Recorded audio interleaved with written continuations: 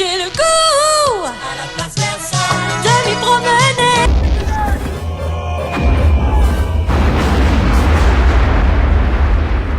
G.I. Joe, American hero. G.I. Joe is there. I have the power.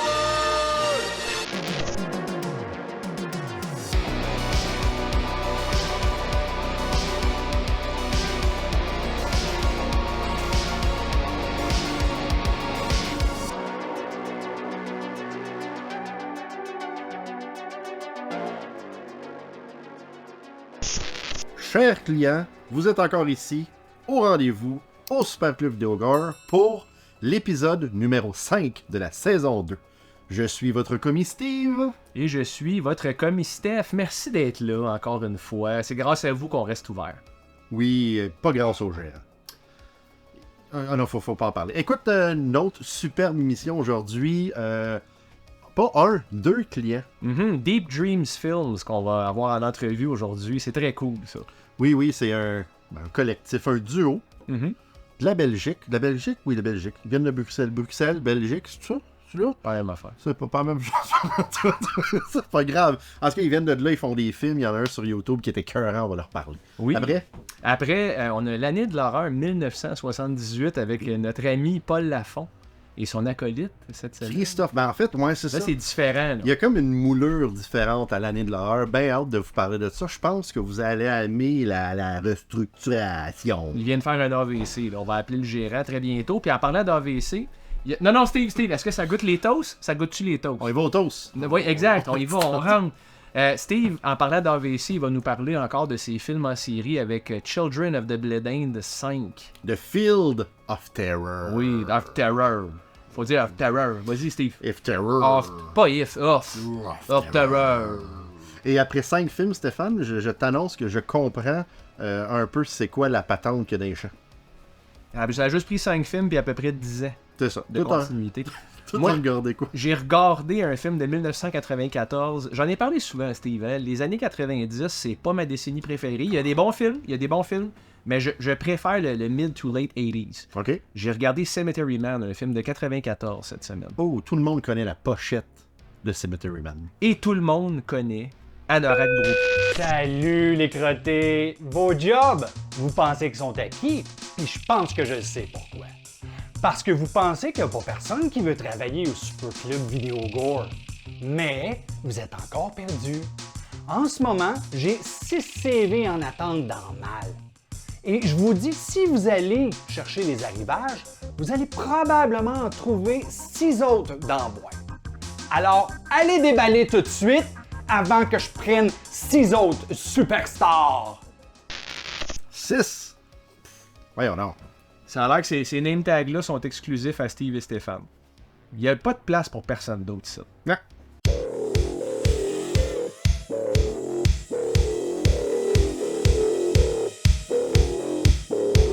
Merci. Oui, j'ai failli l'échapper. Merci beaucoup, monsieur le drone.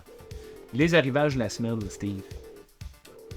J'ai descendu un étage trop bas. Moi, j'ai la tête dure. J'ai un esprit de contradiction. OK, on va la mettre là, c'est correct. Ouais. Qu'est-ce qui se passe là-dedans? Là? Vas-y, je te laisse aller. Ben, c'est des choses. La première chose, c'est quand même... C'est un volume ici. Je vais le sortir tout de suite. C'est un livre qui s'appelle Wrestling with Pixels. Fait que ça, c'est un livre qui fait, dans le fond, la recollection de tous les jeux de lutte de tous les temps. C'est tout un document. Ça, là, c'est quelque chose que je crois que n'importe quel fan de jeux de lutte va triper en salle. Là, on commence loin, là. Les premiers jeux de la NES comme Pro Wrestling, WrestleMania, qui est à chier raide. Y a-tu WrestleMania 2000 là? Il y a WrestleMania 2000. C'était écœurant. Mais c'était pas aussi bon que No Mercy, par exemple. No Mercy, qui est juste après WrestleMania 2000, à mon avis, le plafond a été atteint. Mais No Mercy, c'est pas WCW? Ça, c'est Revenge. Revenge. Mais il y en a beaucoup. Puis tu sais, juste avoir l'épaisseur du livre là-dedans, c'est sûr qu'on en a pour notre argent. Ça va être le fun pour nos clients, ça. Justement, M. Hogan, ici, regarde.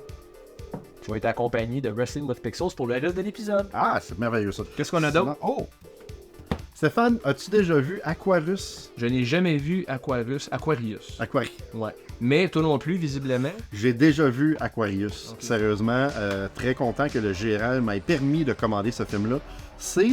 En fait, le titre du film qu'on connaît tous, c'est Stage Fright. OK. Et dans ça, il y a comme C'est comme une genre de pièce de théâtre. Et ça se passe dans un théâtre. Et le slasher, le vilain, le méchant, a comme une tête d'oiseau. On le voit ici un petit peu avec les... il essaie de les tuer. J'adore. J'ai beaucoup aimé ce film-là. Et... Je viens de voir que c'est Michel Soavi qui a réalisé ça, qui est le même qui a fait Cemetery Man. Ah oui, tiens ça. Et en plus, il y a quelques années, il y a eu un genre de remake, reboot de Stage Fright. Ouais. J'ai beaucoup aimé ça. Ah, t'as aimé le remake? Sérieusement, oui. Je crois que... Écoute, Stéphane, j'aimerais ça qu'éventuellement tu regardes l'original suivi du remake la semaine d'après pour nous faire ta différence. Ok, écoute, peut-être. Si j'ai pas le choix, je suis payé pour être ici, donc y a pas de problème. On va faire ma job. Yes, sir. Comme ils disent. Autre chose? Bon, non, ouais. Psycho? Oh, c'est Psycho 2, 3, 4 et Bates Motel. Ça, j'ai jamais vu Bates Motel. Laurie Petty. Connais-tu Laurie Petty? Non, mais il y a Bud Cort là-dedans. Puis Bud Cort, c'est un acteur, c'est un character actor des 80s, mais il a aussi joué dans un film qui s'appelle Brain Dead, mais pas celui de Peter Jackson. C'est fucké, je comprends plus rien qu'est-ce qu'il dit. Compliqué. Et Écoutez Histoire de tronche, mon ancien podcast, vous allez comprendre la référence. finalement, V. Ouais. La télésérie V qui m'a donné les jetons quand que j'étais jeune. Populaire, ça. C'était bon, ça. Il y a beaucoup de fans. Ouais, il y a eu un genre de reboot. Comme Mais- d'habitude, mais... Mais c'était pas aussi bon. Mais écoute, ça avec Robert Englund. Hein? Robert Englund, à cause de ça, personne ne le voyait dans Freddy parce qu'il fait comme le gentil méchant là-dedans. En tout cas, très cool.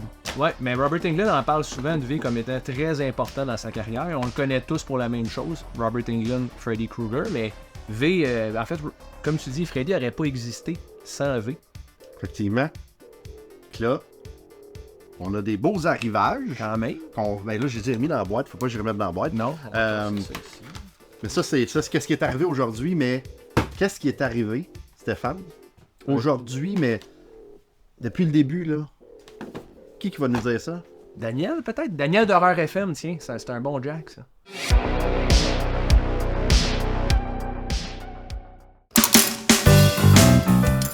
Au Spike Club Vidéo Gore, vous mettez 25 cents dans ma machine, vous pognez une gomme avec une étoile. Qu'est-ce que ça vous donne? Ça vous donne gratuitement le meilleur film du club. Abonnez-vous à notre chaîne.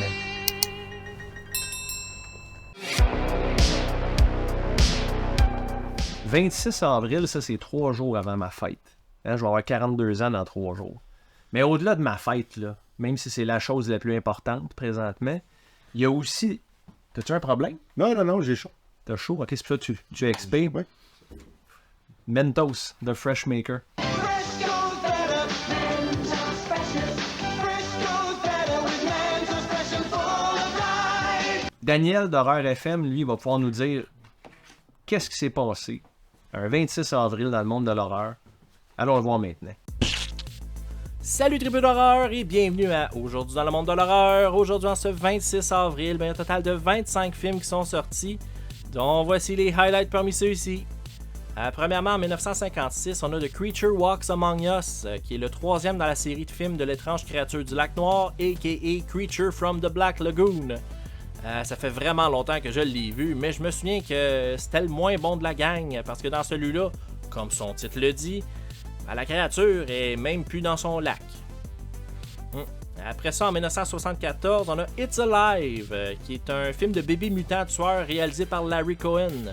Ça raconte l'histoire d'un couple qui attend un enfant et qui, le jour de l'accouchement, se rend compte que c'est un mutant et qui est assoiffé de sang parce qu'il a tué tout le staff de l'hôpital qui était présent dans la pièce. De ce que je me rappelle, c'est pas full excellent, mais c'est divertissant. Ensuite, en 1991, on a There's Nothing Out There, qui est un film full méta sorti 5 ans avant Scream. Mais au lieu d'être une déconstruction du slasher, c'est une déconstruction des films de monstres. Ça raconte l'histoire d'une gang de jeunes adultes qui vont passer du temps dans un chalet dans le bois pendant le spring break, puis là-bas, ils se font attaquer par une bébite. Il y a un des personnages qui est un connaisseur de films d'horreur qui essaie d'avertir ses chums du danger, mais il y a personne qui le croit, puis un par un, ils se mettent à mourir. C'est rien de wow, mais c'est sympathique. Ensuite, en 1996, on a The Craft, qui est un film de sorcière qui met en vedette Ferris Bulk, Robin Tooney puis Neve Campbell. Parce que oui, Neve Campbell a eu plus d'un succès en 1996. Dans ce film-là, on suit une gang de filles un peu rejet qui se mettent à faire de la sorcellerie pour leur propre gain et qui en subissent les répercussions négatives par la suite.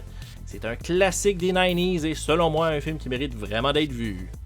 Ensuite, en 2005, on a House of Wax, qui est le remake de House of Wax de 1953, qui lui était le remake de Mystery of the Wax Museum sorti en 1933. Ça raconte l'histoire d'une gang de jeunes qui tombent sur une ville fantôme peuplée de gens faits de cire. C'est un slasher qui met en vedette Elisha Cuthbert, Chad Michael Murray, Jared Padalecki et Paris Hilton, puis qui a centré une grande partie de son marketing sur le fait que Paris Hilton meurt dans le film. Ça fait longtemps que je l'ai vu, mais je me souviens avoir vraiment aimé ça. Ensuite et finalement, en 2007, on a 28 Weeks Later, qui est la suite de 28 Days Later, sorti en 2002.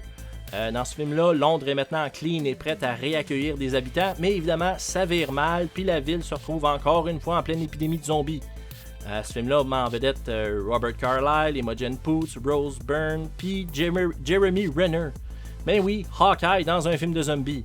Puis là, avant que vous vous mettiez à vouloir me corriger, je sais que c'est techniquement pas des zombies, mais plutôt des infectés. Mais hey, close enough. Ça fait longtemps que j'ai vu les deux, mais de ce que je me rappelle, je pense que j'aime mieux la suite. C'est donc tout pour aujourd'hui. Merci les tripeux, à la prochaine et back to you Steve et Stéphane. T'as pris des notes pendant Ouais, j'ai pris des notes parce que 1, 2, 3, 4, 5, 6. Il y a 6 highlights, tu sais, comme la semaine passée, il y en avait seulement 2. C'était pas une grosse semaine. Mais t'es-tu correct? Mais. Pas bien. T'as replacé un peu. Il y a quand même The Craft de 96. J'adore. Ben, en fait, à 16 ans, j'étais en amour avec Neve Campbell. Ouais. J'imprimais ses photos sur mon ordinateur. Ça prenait comme 8 heures juste pour avoir un. Puis là, le téléphone sonnait. C'était engagé. C'était l'enfer, en tout cas. J'ai jamais imprimé des photos de Paris Hilton, non. Ah, une chance. Mais Paris Hilton dans House of Wax, je dois avouer qu'elle était bonne. Puis ce film-là est bon. C'est très bon. Très compétent. Hyper divertissant. Très compétent comme slasher. J'ai eu du fun à regarder ça. Autre chose, There's Nothing Out There, ça me dit absolument rien. Moi non plus. Jamais entendu parler de ça. Si on recule, par contre, avant d'aller au prochain, je veux qu'on parle de It's Alive. Excusez. On recule pas trop loin, on a besoin de toi, Steve. Non, mais je reculais pour aller chercher le triple feature de X Alive. X Alive. X. Aujourd'hui, apprenons les syllabes. Les lettres. Les lettres. C'est overrated, ça. Ouais. C plus Y, cela donne... Si. La prononciation, pas besoin de ça. Hein? Au salaire qu'on est payé ici. Fait- Hein? Au salaire qu'on est payé ici. Fait que It's Alive, le monstre est vivant, suivi du les monstres sont toujours vivants, suivi de le monstre est vivant trop. Ah, ça, c'est facile de se retrouver là-dedans. As-tu déjà vu les It's Alive? J'ai vu le premier It's Alive. Tout le monde me dit que c'est plat. C'est long, c'est long, c'est long. Ah ouais? C'est pas super intéressant. Là, tes disques qui se déplacent sont They're Alive. Hey, ça vient du Vidéozone de Prévost. Eh ben, Laisse faire. Parle pas des compétiteurs en ondes, s'il vous plaît. ouais. Puis en fin de compte, qu'est-ce qui reste? 28 weeks later. Encore le X qui revient. Steve aime la lettre X, il la place partout. X, J'ai pas vu 28 Weeks. Moi, je suis un fan de 28 Days. La scène d'ouverture de 28 weeks est incroyable. Beaucoup de gens disent qu'ils préfèrent 28 Weeks à 28 Days Later. 28 Days Later, c'est un de mes films d'horreur préférés, fait que ça serait à voir. Yeah. Après la pause, parlant d'horreur, on parle toujours d'horreur, on parle de l'année de l'horreur, mais là on s'en va à quelle année? 78. 78. Grosse année, ça. C'est vrai. Chers clients du Super Club Vidéo Gore, vous pouvez maintenant vous procurer le tout nouveau Blu-ray de la première saison de l'émission Sur la route de l'horreur. Rejoignez-les pour des voyages mémorables sur les lieux de tournage de films emblématiques, en plus de visiter des conventions d'horreur extraordinaires, tout en vous offrant des entrevues exclusives avec les légendes de l'industrie. La première saison de Sur la route de l'horreur, c'est 12 épisodes taillés sur mesure par des fans d'horreur pour les fans d'horreur. Rendez-vous au surlaroutedel'horreur.com pour plus d'informations. 1978, Steve. À quoi on pense la première affaire? Halloween de John Carpenter. Ah, moi je pensais plutôt à Someone Watching Me de John Carpenter. Tu sais qu'il a sorti 2 films en 78. Ben, Ah, you là. Il a frappé fort, en tout cas 2 fois cette année-là. Je suis vraiment curieux de voir de quoi Paul Lafont, puis... C'est pas une raison de sacrer. J'ai rien dit, j'ai rien dit. Someone Watching Me, j'ai jamais vu ça. Ouais, ben, moi non plus. La seule affaire à quoi je pense, c'est cette chanson-là. I always feel like somebody's watching me. Puis il y a eu aussi des Omen 2. Ouais, il y a eu aussi Jaws 2. Oh, Il y a eu Invasion of the Body Snatcher. ça, c'est un très bon film en passant. J'avais beaucoup aimé le genre de reboot qu'ils ont fait en 90-91. J'avais aimé ça. C'est tout. Attack of the Killer Tomatoes aussi en 78. J'en reviens pas que ce film-là existe en partant. Ah oui, puis il y a aussi eu un film qu'on va parler plus tard. On va se faire ça. On va parler plus tard. Allons voir Paul. Avant. Qui va parler d'un autre film qu'on va pas Je parler. suis pas là-dedans, là. Ça n'a rien à voir. Compliqué.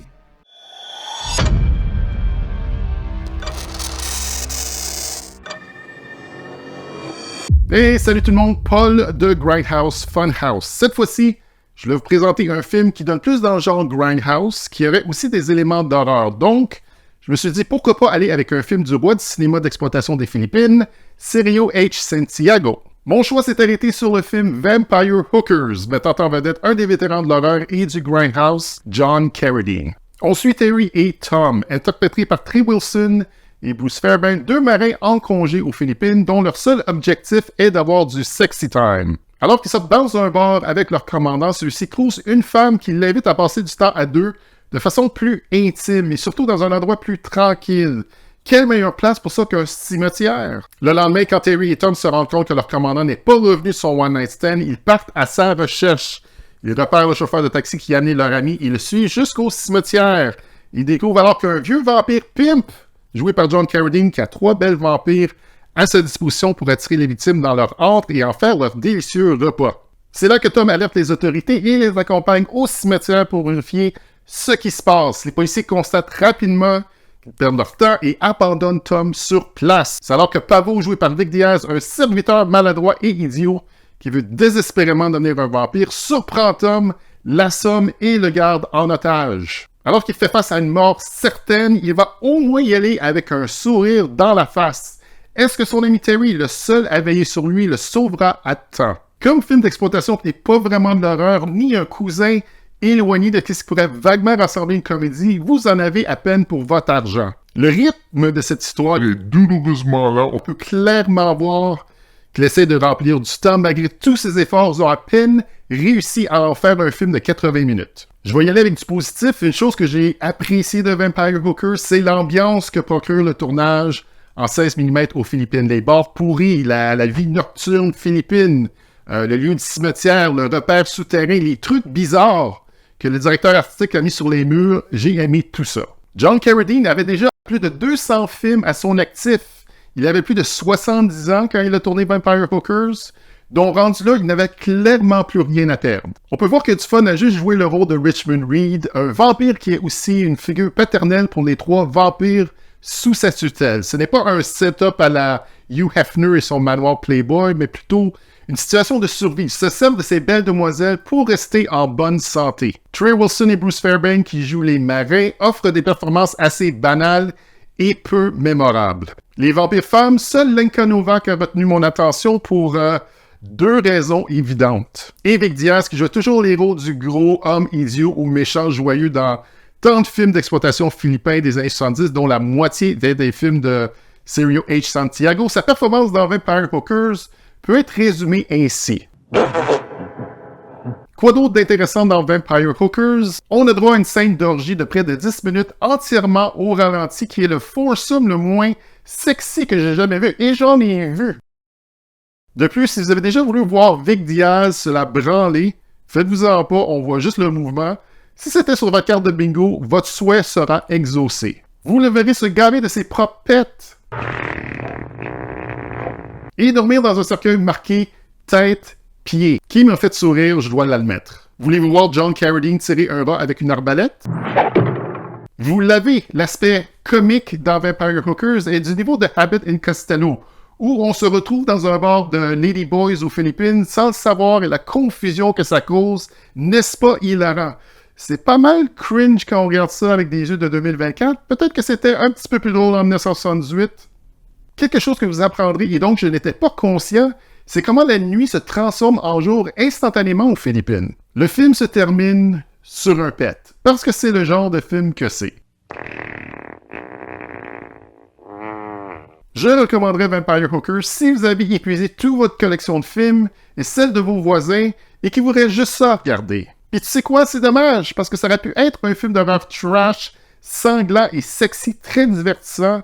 À la place, on a une pseudo-comédie horreur absurde qui, au final, est pas vraiment drôle, remplie d'humour juvénile et sans aucune trace de gore. Le titre du film, l'affiche et les chesticles de Lincoln Novak étaient les highlights de Vampire Hookers. Visitez-moi à Grindhouse Funhouse et je vous dis ciao bye for now. Qu'est-ce que c'est ça?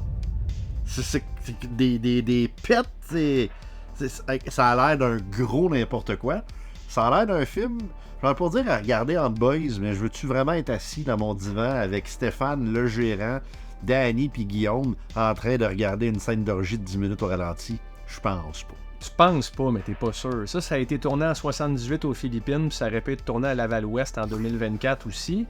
Habituellement, là, on commence avec Christophe. Ouais, c'est vrai. L'année de l'horreur, 78, ça aurait été Christophe avec sa pile de films, suivi de Paul, qui nous parle d'un film dont je veux plus jamais qu'on parle. Mais là, on a quelque chose de spécial pour vous cette semaine. On change la formule un peu. Christophe va avoir un malin plaisir à nous parler d'un réalisateur en particulier qui a eu un gros impact en 1978 et nous avons nommé George Romero à cause de son film Dawn of the Dead. 1978, le super club de vidéo gore, l'année de l'horreur. Christophe G, ici, direct de la rive sud. Butchertown Vidéo, la succursale de Boucherville. Beaucoup de retours cette semaine. 1978, ben, tu sais, c'est une grosse année, tu sais, parce que j'avais 1 an. Hey, salut! J'étais un bambin, puis il y a ce film-là qui est sorti, Dawn of the Dead. Je vais juste essayer de faire de la place un peu. Je vais tasser une pile. Là, j'imagine que vous avez deviné qu'on allait parler de films de zombies, plus précisément de l'œuvre de George Romero. Parce que, ben, évidemment, ce premier film-là, ben, en fait, c'est pas son premier, là, mais le film de 78, Dawn of the Dead, signé par Claudio Simonetti, The Goblin, qui a fait la soundtrack, c'est un film absolument incroyable. J'espère que vous l'avez vu, Dawn of the Dead, parce que moi, je suis tellement un fan que j'ai beaucoup trop de copies différentes du même film. Steve est un peu comme moi avec Evil Dead, puis certains films. Mais Dawn of the Dead, ben, le film de zombie ultime, hein, avec Tom Savini, qu'on trouve dans le rôle d'un biker, qui fait les effets spéciaux, évidemment. Il y a même eu un remake, hein, L'Aube des Morts, Dawn of the Dead de Zack Snyder dans les années 2000, où les zombies couraient. Sacrilège! Il y en a qui battent trip avec ça, mais moi, je trouvais ça très bien quand même si le zombie classique, il marche lentement parce qu'il est en état de putréfaction. Il est mort, il peut pas courir. S'il court, il a la rage, puis c'est une autre affaire. Mais Romero, c'est un immense réalisateur. Son premier coup de circuit, c'était Night of the Living Dead. Noir et blanc, à l'époque, en 68, c'est quand même un film que les gens n'étaient pas prêts. Puis je vais aller vite parce qu'il y a une grosse carrière. T'sais, Night of the Living Dead, évidemment, il y a eu aussi le remake de Tom Savini lui-même qui a réalisé un film en 1990, très bien foutu. Le Night of the Living Dead 3D avec Sid Haig, à éviter. Sinon, en 85, la même année où il y a eu Return of the Living Dead où les zombies étaient drôles, ils mangeaient des cerveaux. Il y a eu Day of the Dead, le troisième volet de la trilogie de Romero, qui se passe dans un bunker. Donc, on est en mode critique de l'armée. Puis, tu sais, le militaire, c'est vraiment trop bon ce film-là parce que je suis pas capable de me tanner d'écouter des versions différentes. Faut pas écouter la version de Steve Miner, Day of the Dead, sortie dans les années 2000. Puis aussi, ben moi, je suis pas très fan de Land of the Dead, la deuxième trilogie de Romero, hein, Diary of the Dead, qu'on pourrait appeler Diary of the Dead, ou Survival of the Dead. Même si la pochette est quand même cool, c'est pas grave, tu sais. Il faudrait que je me tape enfin There's Always Vanilla, qui est un autre de ses films à Romero, et Season of the Witch, que j'ai jamais visionné, que j'ai en VHS. Mais dans ces films moins connus, il y a un film de vampire absolument cool, Martin, qui a réalisé dans les années 70. C'est une histoire de psychose vraiment nice. Il y a aussi The Crazies, comme un film d'infecté. Hein? Il a essayé de lâcher les zombies, puis au début, je pense que c'est en 71 que c'est sorti. Il y a même eu un remake, version Blu-ray plus intéressante. Un remake moyen, correct, divertissant, mais c'est ce film-là que vous voulez revisionner après d'avoir écouté Dawn of the Dead, qui vient de sortir en salle, remastered en 3D, au cinéma du parc. Mais Creepshow, hein, histoire à mourir debout, trop bon. Puis, ben, tu sais, si j'ai encore une seconde ou deux pour vous parler de Monkey Shine, que j'ai beaucoup aimé, hein, ça c'est assez cool. Et The Dark Half, qui est aussi adapté de Stephen King, comme Creepshow. Donc, ben, Roméo, paix à ton âme. T'as pas besoin de revenir en zombie. T'es immortel, George. George Romero, Steve. Je veux dire, tout a été dit, je pense, déjà.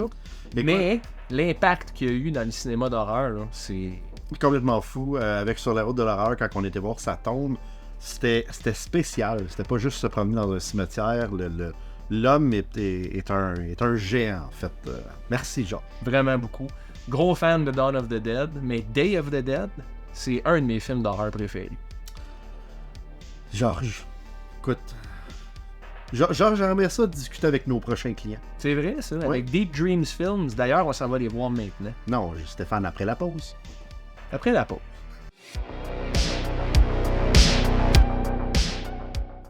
Le Requiem et son marché de l'horreur seront de retour pour leur 7e édition les 21 et 22 septembre prochains. Pour plus d'informations, suivez la page Facebook du Requiem, le marché de l'horreur. Le Requiem, la plus grande convention d'horreur au Québec.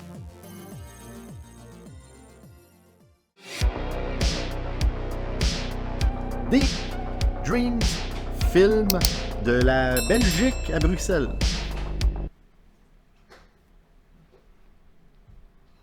Même affaire. Ouais, pareil.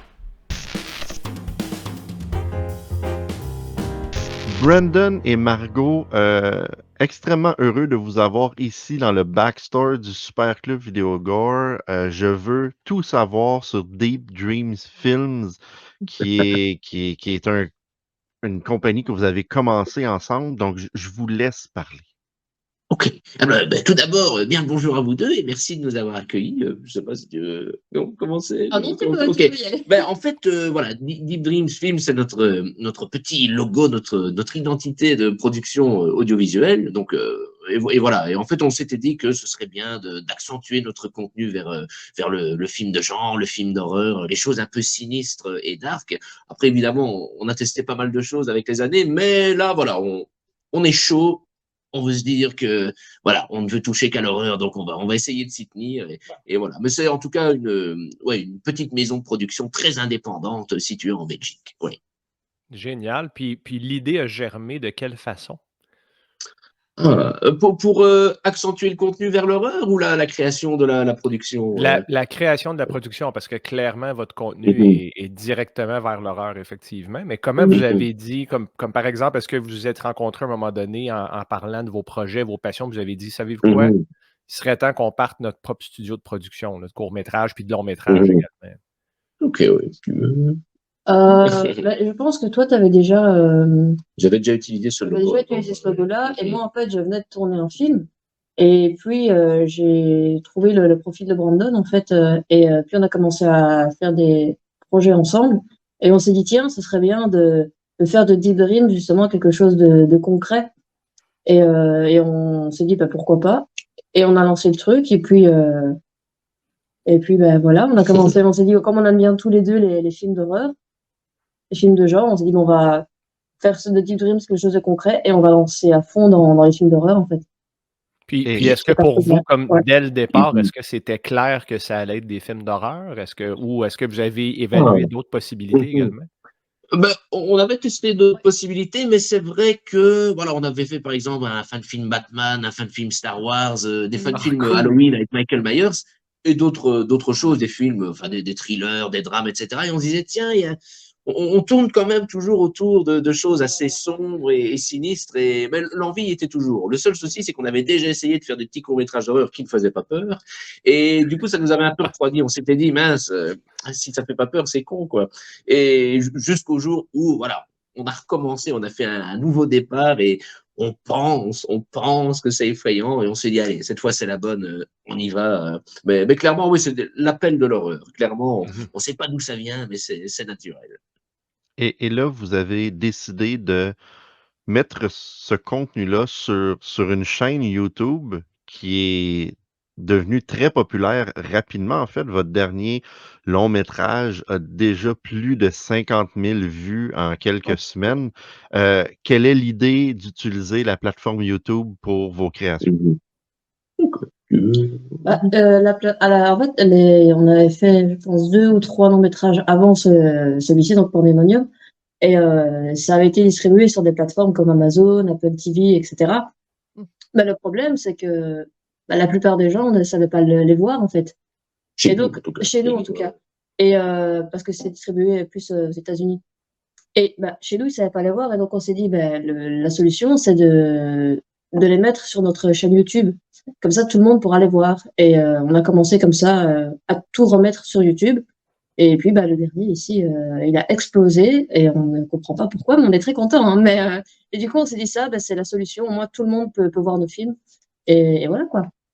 Tant mieux. Ben, écoutez, vous avez réussi en 2 semaines avec 51 000 views. Ah Puis, ouais, ça c'est un truc rendu à ce de nombre de views-là, ce qui est bien, c'est que ça devient organique. Là, ça va apparaître dans les recommandations des gens qui Ah aiment les ouais, longs ouais, ouais. métrages.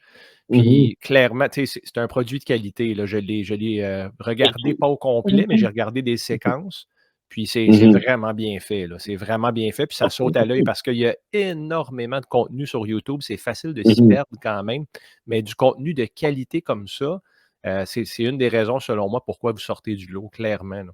Oh ben, c'est gentil. En tout cas, on essaye, on essaye. Mais c'est vrai que, ouais, pour le petit pic de vue, on comprend pas pourquoi. Enfin, je veux dire, si vous dites que c'est bien, c'est sans doute pour ça. Mais c'est vrai que il y avait vraiment ce côté. On voulait revenir aux sources de quand on était un peu plus jeune, qu'on faisait des films et qu'on les mettait sur YouTube, parce que l'aspect projection, festival, etc., c'est génial. Mais il y a un côté assez stressant où on a tellement d'attentes que finalement, elles ne sont jamais comblées. Et on voulait revenir à quelque chose de plus simple en faisant un film, mettons-le sur YouTube et on verra. Et en plus de ça, on a des bons retours. Donc, c'est le meilleur dans l'histoire. Tant Ça fait mieux. plaisir. J'imagine que vous fréquentiez les vidéoclubs là, à l'époque, qu'ils existaient toujours. Je ne sais pas si vous étiez au courant, mais le Super Club Vidéo Gore est le dernier club vidéo ouvert au Québec. Il doit survivre. Il doit Et survivre. Mais... il survit grâce à nos sections choix du staff. Donc, nous, au Super Club, on a une section là, dans notre club maintenant où est-ce qu'il y a les films préférés des employés. Puis, je crois qu'on devrait absolument, Steve, je suis convaincu que tu es d'accord, on devrait avoir une section court-métrage puis film indépendant comme ça qui est complètement... Parce que c'est très facile de se perdre dans la mer ou dans l'océan de contenu. Puis, ça, c'est un des avantages qu'on avait à l'époque avec les vidéoclubs. C'est que les employés pouvaient guider les clients vers moi, j'ai vu tel court-métrage ou tel long-métrage. Puis, ils peuvent donner leurs recommandations, tandis que quand on se perd dans l'algorithme, on devient juste un autre contenu, une autre vidéo. Puis, c'est vrai que c'est mystérieux. Hein? Vous ne savez pas pourquoi, en 2 semaines, 51 000 views. Ça, oui. Non, c'est sûr. C'est inexplicable, mais ça fonctionne. Puis ça fait découvrir votre chaîne à plein de gens. Ah ben c'est vrai, c'est cool. Parce que même en termes, comme on a eu beaucoup de vues, même en termes d'abonnés, ça explose aussi. Donc, on a de plus en plus de personnes de nouvelles personnes qui découvrent nos contenus et ils sont contents en plus et ils aiment bien. Donc, et nous, on est contents aussi. C'est quand même, le but, c'est quand même que nos projets soient vus. C'est sûr. Exact. Et quelque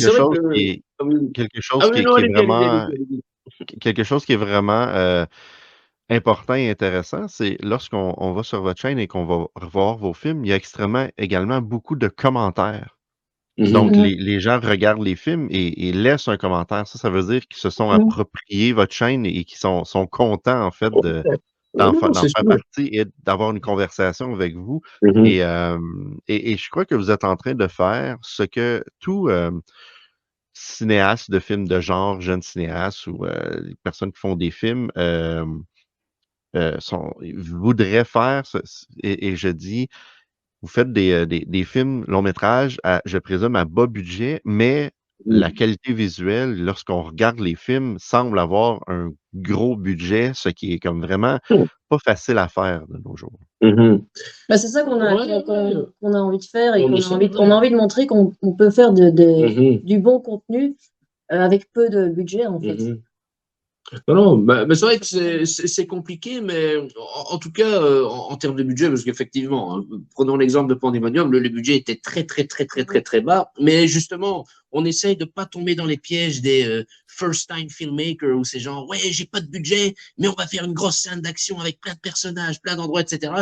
Et c'est bien, il faut être ambitieux, mais c'est peut-être malheureusement là que le premier piège se présente. En fait, nous, on se dit, bon, on n'a pas beaucoup de budget, c'est pas grave. Un décor, 2 personnages, ou maximum 3, et vraiment rester le plus minimaliste possible. Et est-ce que c'est ça qui fait que voilà, on arrive à se concentrer sur d'autres aspects de la réalisation? Je ne sais pas, peut-être, mais en tout cas, c'est clair que peut-être que le fait de ne pas partir dans tous les sens fait que ouais, ça a l'air un peu plus concentré. Je ne sais pas. En tout cas, tant mieux. Si ça se remarque, Ouais, ben c'est tu sais, c'est vraiment une question de focus, je crois, Brandon, comme voilà. tu viens de mentionner, puis votre focus est clair. Tu sais, Mhm. puis vous assumez le budget qui est alloué à votre Ah, projet mais c'est et ça. vous Clairement, clairement. au lieu Mais de c'est vrai que prétendre, tu sais, puis de faire des Mhm. scènes d'action, mais c'est très bien dit ça, j'avais jamais fait ce parallèle-là, vraiment. Mhm. Ah, mais c'est vrai que c'est la difficulté, mais bon, c'est possible, c'est possible. Exact. On le fait, Donc, c'est pas cool.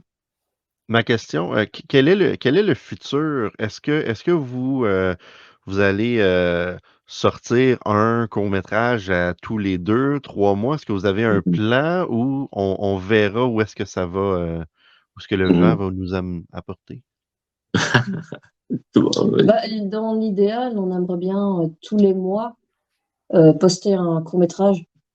En tout cas, un projet tous les mois. Ça, c'est ce qu'on espère pouvoir faire. Après, si c'est pas tous les mois, ce serait tous les 2 mois, par exemple. Mais en tout cas, régulièrement poster un nouveau projet. Ouais. Le très court, Les en très tout cas. courts, Ouais. Enfin, en c'est tout vrai cas, que les très courts, ça, on aimerait bien en sortir assez souvent. Enfin, si évidemment on est inspiré et qu'on a l'idée. Mais après, c'est vrai que pour des plus gros projets comme Pandemonium, qui, même s'ils n'ont pas coûté grand-chose, coûtent quand même quelque chose, disons que là, bah, ça, ce sera peut-être moins fréquent, mais en tout cas, on va essayer, allez, au moins 3 gros par an, ce serait bien, dans la mesure du possible, évidemment. Et les plus courts. Plus tous les petits cours, quoi. Mais c'est vrai que voilà, encore une fois, voilà, ça dépendra de ce qu'on arrivera à dégoter. Mais en tout cas, on va voir comment faire. Il y aura du contenu d'horreur, ça c'est sûr. Vous êtes très bien parti. Ah ben c'est gentil, on espère, on espère. Et puis il y a un prochain qui arrive. Donc, Ah oui, et il y en a un prochain qui arrive justement. Enfin, toujours un court, mais un tout petit peu plus long de 20 minutes. Et donc ça, le 14 février, les gens pourront découvrir. Oh. Mais là, ma dernière petite question avant qu'on vous laisse aller. Donc, les films qui sont présentement là, c'est des films que vous avez faits dans le passé.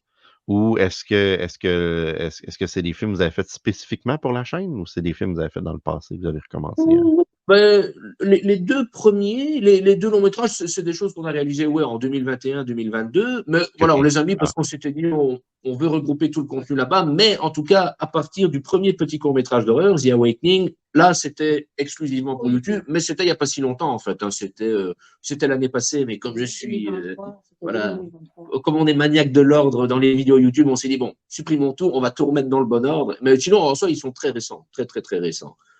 C'est très, très bien. Dernière petite question, en fait. On est un vendredi soir, il y a environ 15 ans, et vous voulez aller vous louer un film dans un club vidéo.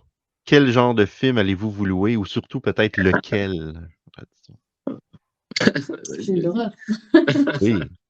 Un film d'horreur, mais lequel? Ah. C'est quoi Je le me souviens premier que- titre qui vous vient à Mhm. l'idée quand vous pensez à l'horreur des clubs vidéo? En fait, moi, j'en ai un qui Mhm. apparaît toujours, puis c'est Nightmare on Elm Street, les Griffes de la Nuit 2, La Revanche de Freddy, qui est, Ouais. je le répète depuis l'ouverture du club, c'est pas le Mhm. meilleur de la franchise, Ah, mais il est c'est un film. excellent. Bon, ben voilà, excellent. merci. Non, Hey, il est vraiment, ah, mais il est vraiment très bien. J'aime beaucoup celui-là. Mais c'est vrai que, ouais, en termes de vidéoclub, je sais pas, moi je pense à Scream. Il y avait toujours enfin, au Canada, Frisson, attention. Oh, wow! Ah, Effectivement. mais je me rappelle vraiment avoir été effrayé par le sombre coin du vidéoclub, la section horreur. Il y avait cette cassette mise en avant et avec Drew Barrymore qui regarde le Quelle spectateur pochette. comme ça me terrorisait vraiment. Mais ça m'attirait énormément. C'est le souvenir que j'ai des vidéoclubs. Ça, ou Halloween. d'horreur. Ouais, ou Halloween. Enfin, nous, on est de l'époque vraiment début 2000 et il y avait cette jaquette d'Halloween Résurrection avec le couteau et sa tête comme ça. Mais je trouvais ça vraiment glaçant. Hein. Bon, le film est glaçant, mais pas dans le bon sens. Exactement. Il donne envie d'éteindre l'écran, mais voyez-vous, c'est exactement ça, les souvenirs des clubs vidéo. C'est des souvenirs marquants qu'on n'oubliera Ouais. jamais. Puis malheureusement, c'est quelque chose qu'on perd avec le streaming un peu. Mais heureusement, vous, votre chaîne, comme je disais tantôt, puis comme tu dis, Brandon, Mhm. un focus qui est vraiment clair. Merci d'être des artisans de l'horreur, des passionnés comme ça. Ah, Pour nos clients, merci puis à vous. pour tout le monde qui nous regarde aujourd'hui, c'est ça qu'on cherche. Ah ben, merci à vous. Merci de mettre ça en avant et du coup de nous mettre en avant avec cette vidéo. C'est vraiment gentil. À vous. Le Super Club Vidéogore est fier d'être commandité par la brasserie Anorak Brewpub. Située au cœur de Morin Heights, la brasserie Anorak Brewpub vous offre une grande sélection de délicieuses bières élaborées sur place, ainsi qu'un menu varié succulent de style barbecue américain. Anorak Brewpub, c'est une équipe de gens passionnés qui vous reçoit avec le sourire, qui vous offre un service hors pair et des plats tout simplement délicieux. Réservez dès maintenant au brasserieanorak.ca.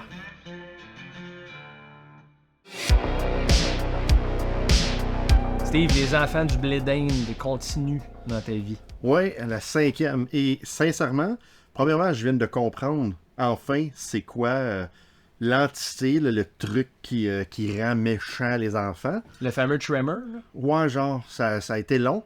Mais je t'avertis, ce film-là est complètement tout croche et capoté. Surprise. Silence sur le plateau. À 3, 2, 1 et action! Alors, mon Stéphane, le 5e de la série Children of the Corn. Écoute, là, je vais essayer de te résumer ça.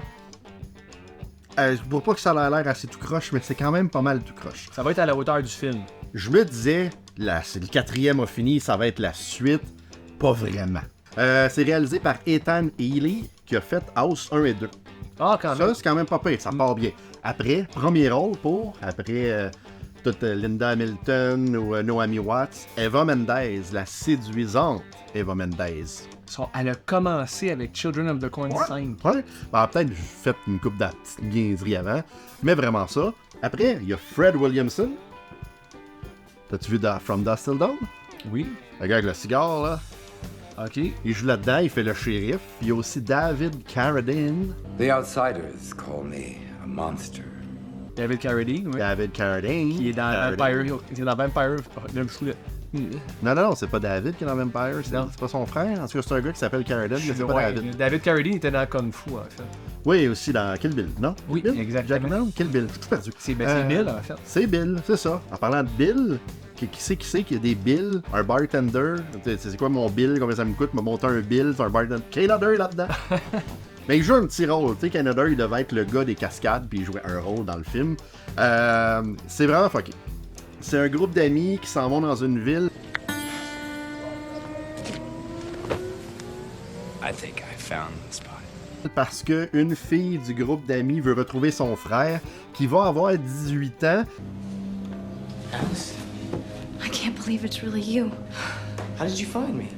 Et là, ben, elle finit par retrouver son frère qui vit dans une maison, qui a un gourou qui est David Carradine, que les enfants adorent. Ce qui est complètement weird parce que les enfants, habituellement, ils veulent tuer les adultes, mais là, lui, il est là, il est comme possédé, là, on comprend pas trop. Et dans ce film-là, tu sais, dans les autres, là, comment ils ont tué le maïs, là, ils l'ont fait brûler, ben là, le feu, dans un gros silo, c'est comme le méchant. Et là, il y a l'expression « l'homme qui marche derrière les rangs ». Et celui qui marche derrière les rangs. Fait que ça, c'est comme le diable qui envahit les enfants, en fait. C'est complètement fucké. David Carradine, à un moment donné, il se fait ouvrir la tête.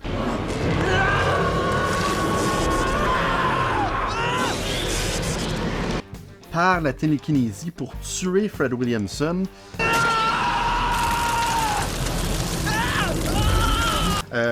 Là, tu te dis, le maïs, il brûle, pourquoi il est dans le feu? Ben là, il y a la phrase de tuer le feu par le feu. There's still time to stop him. Help! Fight fire with fire. Fait que là, t'as le gars de 18 ans qui, lui, doit faire un sacrifice parce qu'il va devenir un adulte, fait qu'il peut plus être un enfant. Mais là, Eva Mendes, elle, décide de se sacrifier pour aucune esti de raison.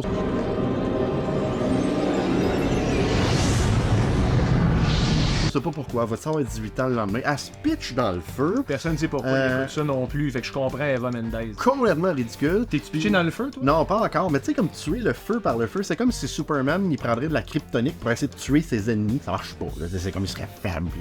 Fait que c'est bien, ça a aucun esti de sens, le film. T'as-tu réussi à le finir? Ben oui, je l'ai fini d'une shot. En fait, non, je vais être très franc avec toi. Je l'ai fini une fois. Et quelques jours après, je me suis dit, est-ce que je l'avais-tu fini au complet? Fait que j'ai réécouté la fin. Ah, mon Dieu. Ouais. Puis là, ils décident de tuer le feu par le feu. Fait qu'ils vont aller pitcher du propane dans le feu.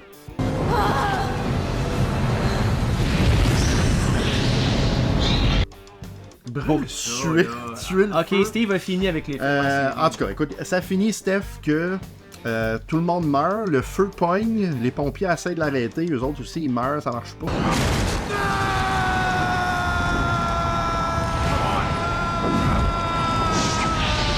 J'espère que le réalisateur a eu un accident aussi. Et la fille s'en va voir la blonde de... l'ex-blonde de son chum pour aller adopter son bébé. Ah. Et ça finit que le bébé, ben là, il a les yeux en feu, fait qu'il est possédé, tu comprends pas trop pourquoi. Mama's gonna buy you a mockingbird. Mais il va sûrement avoir la suite dans le prochain, c'est une suite directe, parce que toutes les Children of the Corn, c'est logique. Ben oui, ça se tient à date. Ouais. Toi et ton film, Stéphane, et ça tenait-tu? Cemetery Man, on va le savoir à l'instant. Hey toi, regarde-moi ça.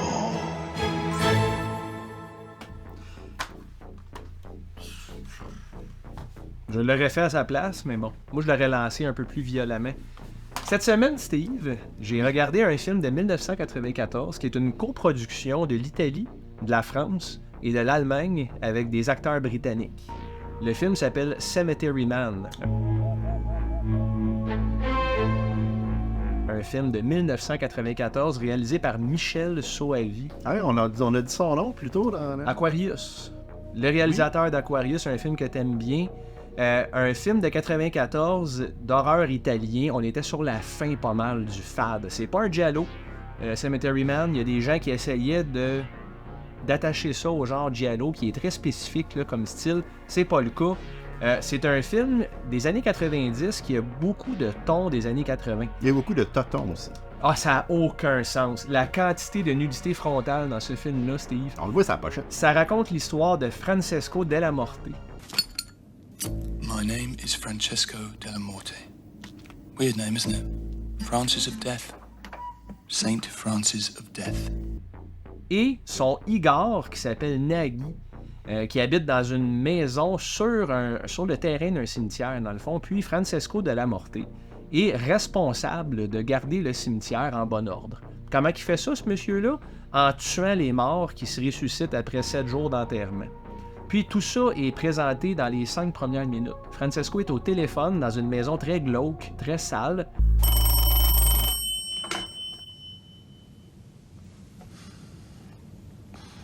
Hello?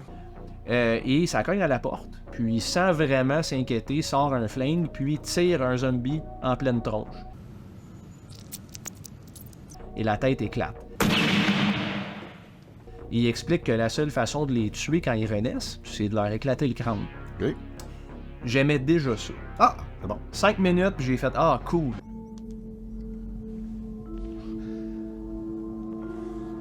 T'avais pas vu la nudité encore? J'avais rien vu du film encore. En fait, j'avais aucune idée c'était quoi. Puis il y a les 3 thèmes les plus communs de tous les films d'amour là-dedans. L'adultère, les agressions sexuelles, puis la nécrophilie. Tu viens de Deux-Montagnes, en toi? Laval-Ouest. Laval-Ouest, excuse-moi. Non, je viens de Deux-Montagnes, effectivement. Puis il n'y avait pas ça dans mon coin quand même.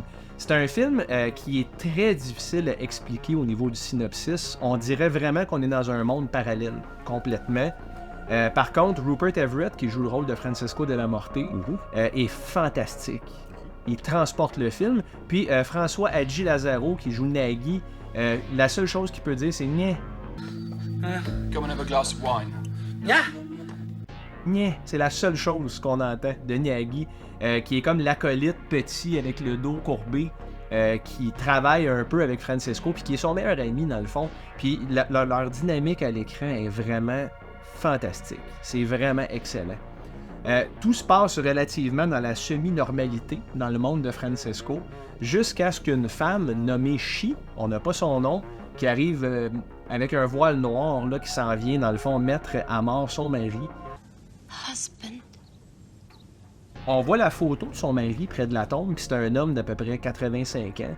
Puis Chi est une magnifique et très jolie femme, je vous dirais dans la mi-fin vingtaine tout au plus. Puis Francesco tombe amoureux d'elle complètement, devient obsédé d'elle.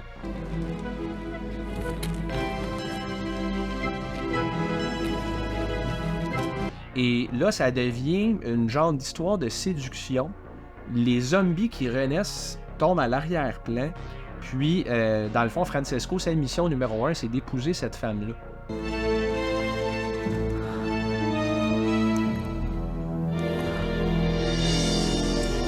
Fait que là, je croyais comprendre le synopsis. Okay. Genre, ça va être une histoire de poursuite amoureuse, va essayer de la séduire, malgré qu'elle a encore de la peine en étant nouvellement veuve.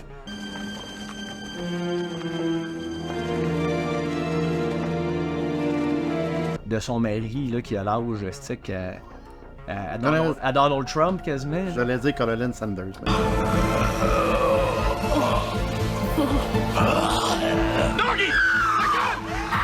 Colin Sanders, il doit pas être jeune lui non plus, mais c'est pas ça pantoute, ça part dans toutes les directions. Francesco perd la tête complètement, s'en va dans le fond comme sur une tuerie hors de contrôle en pleine ville. C'est un très petit village, les gens se connaissent tous, puis il y a pas beaucoup de personnages importants à l'extérieur de Francesco puis Nagui.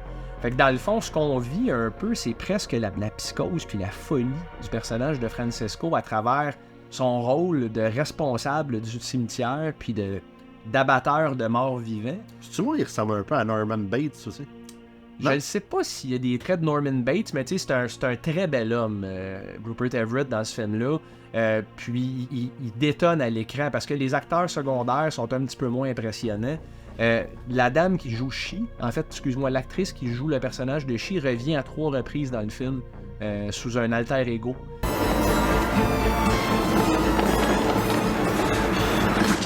Parce que la première version d'elle meurt. Après ça, il y a une autre femme qui vient au cimetière qui est pas elle, mais qui est clairement la même actrice. Puis lui, il voit « Oh mon Dieu, elle est identique à ma muse. » Mais finalement, c'est une autre femme complètement. Donc Francesco tente de la séduire, elle également. Là, on tombe dans une autre dynamique. C'est très, très étrange. Puis c'est très théâtral comme film. On dirait vraiment la reproduction d'un conte au grand écran. OK. L'esthétique du film, la couleur, toute la mise en scène, c'est magnifique. J'ai vraiment eu un très bon moment en regardant ça. Mais je vous le dis, puis ceux qui l'ont vu comprennent ce que je veux dire, c'est impossible d'expliquer ce qui se passe dans ce film-là. Comme Children of the Corn 5. Ouais, c'est pas tout à fait le même niveau, mais je vous dirais, moi qui n'ai pas un fan de films d'horreur des années 90, tant que ça, il y en a quelques-uns que j'aime quand même, donc Candyman, Scream, puis les classiques. Je vous dirais que Cemetery Man est assez haut sur ma liste. Ne serait-ce que pour les performances de Rupert Everett et de Nagui, son petit Igor. Donc, je vous le recommande chaudement, puis je vais même pas vous spoiler la fin. Tu sais, souvent, je vais divulgacher les films parce que c'est des films qu'on a tous vus ou presque. Mais celui-là, il a comme pas été sur le radar de beaucoup de monde, je crois. Et combien de yeux vas-tu attribuer à ce film? Je vais donner 4 yeux sur 5 à Cemetery Man. Vraiment une belle surprise pour moi, Steve. Wow, fait que t'as une semaine quand même intéressante parce que là, t'as vu un film que t'as beaucoup apprécié. Et après la pause, Guillaume va nous faire un passe-temps à propos de Robocop. Mon film préféré à vie. Guillaume, merci tellement. Apparemment, c'est ta fête bientôt. Toi. Yes, man! Tu m'épargnes.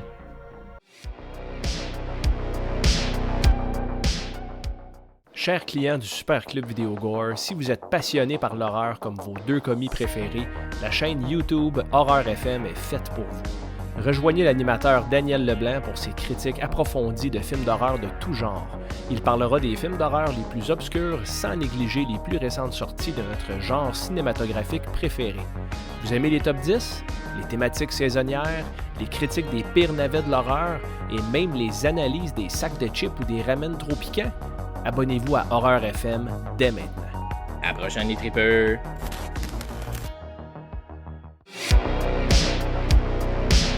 Donc, mon Steph, Robocop 3 que Guillaume va nous parler. La semaine dernière, Jordan m'a acheté le documentaire Robodoc.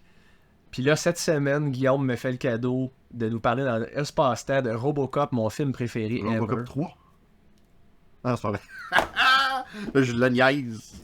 Je joue pas avec mon cœur de même, man. Mes petits nerfs, là, je suis pas jeune, moi.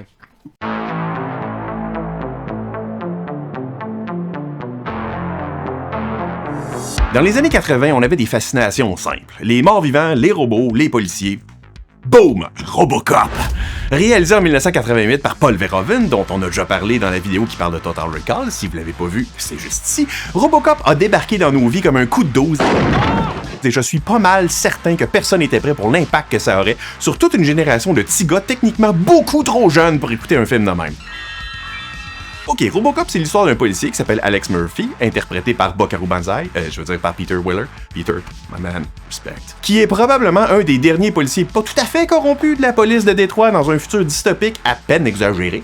Il se fait brutalement descendre avec beaucoup trop de plaisir par un dude qui s'appelle Clarence Boddicker et sa gang de joyeux cinglés. Le film finit de même, c'est un drame.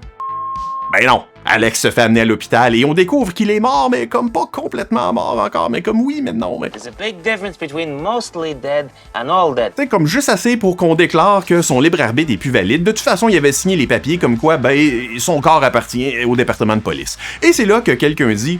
Gentlemen, we can rebuild him. We have the technology. Ah non, c'est pas la bonne franchise. Ben, ça marche pareil. Et dans une procédure hautement expérimentale, pas creepy du tout, une bande de scientifiques de Omni Consumer Product, qui sont supposés être du bon monde, vont domper le cerveau et une partie de la face d'Alex Murphy dans un tank sur 2 pattes qui veulent pousser comme l'avenir des forces de l'ordre. Ah ben oui, parce que si on me propose, moi, de donner des guns à des zombies robotisés pour faire la loi dans les rues de ma ville, ben moi, personnellement, je vote oui tout de suite. Ça peut pas mal tourner. I'd buy that for $1. Anyway, le Robocop est comme une toute nouvelle personne, en fait, parce que la procédure est pas censée garder les souvenirs de la vie du propriétaire du cerveau qu'ils ont utilisé. Sérieusement, plus j'y pense, plus c'est creepy leur affaire. Puis, ben, la population réagit avec calme et sérénité face à ce nouvel agent de la paix. Mais ça donne que dans la compagnie Omni Consumer Product, il y a un autre département qui sont pas super emballés par Robocop parce que eux aussi ont un prototype similaire qu'ils veulent mettre en marché, qui est peut-être un petit peu overkill, mais qui utilise pas le cerveau du monde comme processeur. En tout cas, je dis ça de même, là, mais bon. On sait que leur prototype est super dangereux parce qu'il fait ça.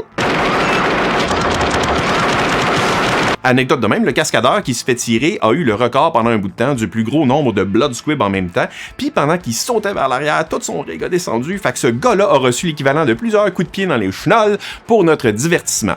Bro, pussy, respect. Tout ça part en couille encore plus quand Robocop, qui commence à avoir des flashbacks de sa vie d'avant, même s'il n'était pas supposé, réalise que le dirigeant d'Apple, Omni Consumer Product, travaille avec Clarence Boddicker, le gars qui l'a buté au début du film. S'ensuit une série de confrontations pas pire violentes, jusqu'à ce que Robo Murphy finisse par faire essentiellement un deep throat à Clarence avant de partir dans le soleil couchant en jouant de l'harmonica jusqu'au garage le plus proche pour se faire réparer. Robocop, au final, c'est un genre de retelling de Frankenstein, mais au lieu d'être une histoire tragique à propos de la responsabilité d'un créateur versus sa créature, c'est une histoire de justice sauvage dans laquelle un gars se fait donner les moyens de se venger de son meurtrier, puis de prouver une bonne fois pour toutes que l'esprit humain est comme plus fort que ChatGPT. Robocop a été tellement populaire à sa sortie que ça a spawné 2 suites, pas tout à fait réussies, un remake complètement raté, mais surtout, une série animée pour enfants. Ah ben oui, parce qu'on va prendre le film le plus violent de l'an passé, puis on va faire un Saturday morning cartoon avec. Ça tient la route, c'est malade. Moi j'attends mon cartoon de décadence, il me semble que ça serait fou. Stéphane, es-tu content de ce que Guillaume nous a dit à propos de Robocop? Ben, comment ne pas être content? Je le répète, si quelqu'un a jamais vu un film et Guillaume vous en parle, vous allez avoir envie de voir le film. Comme Bikaru Bunjui. Bokaru Banzai, quel trip étrange. Ça, j'ai dit. Ouais, moi aussi. Même moi, je l'ai merdé, le titre. Ouais. Mais Robocop, Steve, quelle relation que tu as avec ce film-là? En fait, j'ai vu ça quand j'étais jeune. J'ai beaucoup aimé. C'était tellement gore, sale, solide. On n'était pas prêts à ça. Hein? Non, pas du tout, pas du tout. Puis ils en font plus des films de même.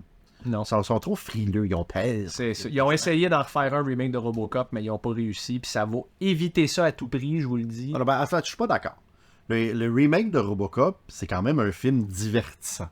À partir du moment où tu le compares à Robocop, là, ça devient un problème. Est-ce que tu regarderais Robocop avec Robert Kinnaman, le remake? Je l'écouterais avec mon fils, oui. Sérieux? Oui, oui. Oh, ouais. Ah oui. Pourquoi pas? Ben parce que c'est pas très bon. Mais c'est correct. C'est comme le Total Recall qu'il avait refait. Non, ça, c'est de la merde, Steve. Il est pas si pire. Il n'est pas... mais c'est pas de la merde. Écoute-moi, là. Faut que je te dise de quoi par rapport à ça. Colin Farrell, en partant, ain't no Arnold. C'est vrai. Mais quand même, c'est sûr que... Ouais, mais est-ce que c'est qui joue là-dedans? Pas Sharon Stone. Vous le savez peut-être pas, mais j'ai fait installer des caméras de sécurité pour être certain que vous faites votre job. Stéphane, t'as échappé un escabeau en plein visage d'une pauvre vieille dame. En plus, t'as trouvé ça drôle. Ben, imagine-toi qu'elle a fait une plainte. Et elle me dit, et là je vais citer, « Moi, lorsque je magasine pour des vidéos cassettes, je ne reçois pas d'escabeau en pleine face. » Là, tu vas aller voir le répondeur, tu vas regarder les messages, on sait pas, c'est peut-être la police pour toi, la belle. Bon, pas ça, hein? C'est un accident. Oui, mais ça arrive, tout le monde rire d'en face, par exemple. Sois pas la police, s'il vous plaît. Oui, c'est Jean-Guy. Ça vous tente-tu d'arrêter de dire mon nom là, dans votre club vidéo? Là? Tout le monde parle de moi au marché aux puces. J'ai de l'air d'un vrai clown. Ça va faire. Ben, Jean-Guy, on ramène tes films à temps, c'est ça. Moi, j'étais cœuré de niaiser avec Jean-Guy, sérieusement. On va te barrer. On va ramener Little Wallet, là, mais... T'as même pas payé? Non, plein d'affaires.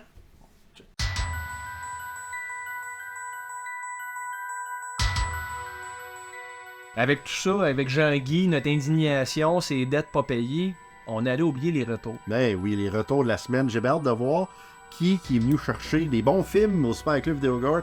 Mon Stéphane, mets-toi de l'huile, du glou, pis ah ouais à terre. Coucher tapis, là. Aïe aïe. Il a craqué pour de vrai. Ça fait mal. Ah. Oh! Hey, on a parlé de ça tantôt, justement. Mais ça, c'est une compile. Hein? Tantôt, c'est 28 Weeks Later était au programme. Ouais, le troisième de la série. C'est le troisième? Ben, le premier, c'est avec Sandra Bullock, c'est 28 jours.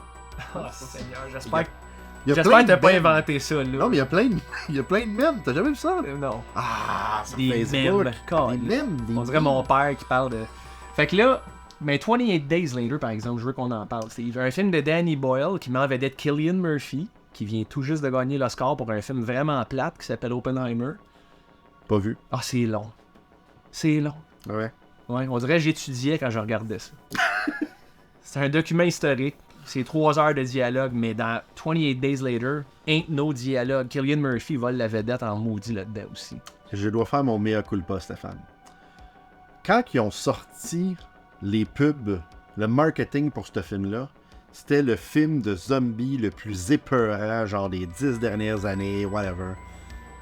Avec un de mes amis, on a été au cinéma en pensant aller voir un film de zombies épeurant. C'est désinfecté, hein? C'est pas des zombies comme tel. Ouais, tu leur mets du Windex, t'es désinfecté. C'est pour ça c'est des désinfectés. Pas abandonné. Et j'avais trouvé ça plate à mort parce que je m'attendais à un film de zombies de fucking action. Genre. Ouais. Fait que j'avais pas embarqué. C'est un genre, c'est un film qui est populaire, puis les goûts, ça se discute pas, Steve. Ben ouais. Même si t'en as pas. Ah ouais, va me chercher... Il y en a d'autres. Ben, il y en a d'autres, va me chercher ça. Ah! Ça va mieux de même. Oh, ça, j'aime ça. Ouais, moi aussi, avec le grand Julian Sands, la collection des Warlocks. RIP, Julian Sands, qui... L'année passée. Quel accident conne quand on y pense, mais bon. Anyway. As-tu vu toutes les Warlocks? J'ai pas vu tous, j'ai vu le premier Warlock, j'ai vraiment trouvé ça très bon. J'aime beaucoup les Warlocks. Même le troisième, même si c'est pas Julian Sands qui joue dedans, je me rappelle pas du nom de l'acteur, je peux vous le dire tout de suite de même, au top du temps. C'est quoi son nom? Je me rappelle c'est quoi. J'ai beaucoup aimé aussi le troisième film. Je trouve que c'est une trilogie vraiment le fun à regarder. Ah, je l'ai, son nom, c'est Audio Commentary. Un peu cheesy, mais quand même... Ah non, c'est le 2, ça. C'est le 2. Ouais, c'est dans le 2, Audio Commentary. Ouais. Je suis sûr que les gens, je suis sûr que nos clients, ils ont déjà vu les Warlocks, puis qu'ils ont aimé les Warlocks. C'est le fun. Au moins une heure. Les films des années 90, c'est toujours le fun. Va chercher l'autre, Steve. Je vais aller chercher l'autre. Les genoux. Je reviens. Et je remonte avec The Heretics. Ça, c'est un film de Black Fawn Film, réalisé par Chad Archibald. Black Fawn Film, c'est une compagnie en Ontario qui font plein de films et tous leurs films, j'ai toujours eu l'impression des fois qu'il manquait un petit quelque chose au film. Tu sais, tu regardes le film, ah, c'était pas bien, mais il manquait un petit quelque chose. Et je l'ai trouvé dans ce film-là. J'ai adoré The Heretics. La pochette est très cool. Moi, Black Fawn Films, le seul film que j'ai vu, c'est Vicious Fun. Oui. Que j'ai trouvé correct, mais sans plus, il manquait quelque chose comme ça. Ouais, mais celui-là, il a été chercher la coche au-dessus des autres. Beaucoup aimé ça. Si vous venez au Requiem, ils ont toujours une table, vous allez pouvoir vous le procurer pour pas cher. Hey, il est dédicacé en plus. Ben oui, parce que c'est des amis. Steve. Moi, j'ai brossé avec ces gars-là. En parlant de brosser, on arrive à la fin de notre quart de travail déjà. Merci d'avoir été là cette semaine. Merci à nos collaborateurs. Merci à Paul, à Christophe, entre autres. Guillaume, pour ton hommage à Robocop. C'est ma fête. Daniel, Daniel, je le nomme plus parce qu'il fait partie des meubles. Ah. Il y a Stéphane, Steve, Daniel. Puis les autres. On se revoit dans 2 semaines.